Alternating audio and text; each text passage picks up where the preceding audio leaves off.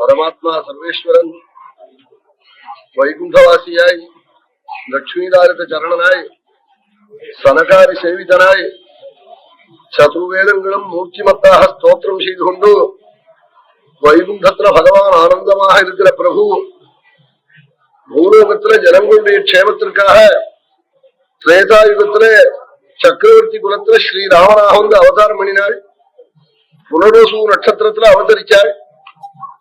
அதே புனர்வசு இன்றைய தினம் ஆச்சாரியார் அவதாரம் பண்ணின தினம், நாளை தினம் ராமானுஜாச்சாரியார் அவதாரம் பண்ண தினம், எல்லாம் சேர்ந்து வருது.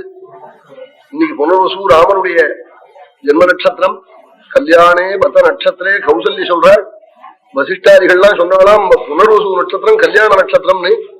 அந்த நட்சத்திரத்துல மைஜாதோசி புத்திரக அன்னு இந்த கல்யாண நட்சத்திரத்துல பிறந்தையே அவன் எத்தனையோ இன்னும் பல நட்சத்திரங்கள் இருக்கு. இது கல்யாணமான நட்சத்திரம். புனர்வசு நட்சத்திரத்துக்கு மரணயோகமே கிடையாது. இதுல வந்து பிறந்தையேன்னு அயோத்தியா காண்டத்துல சொல்றாள்.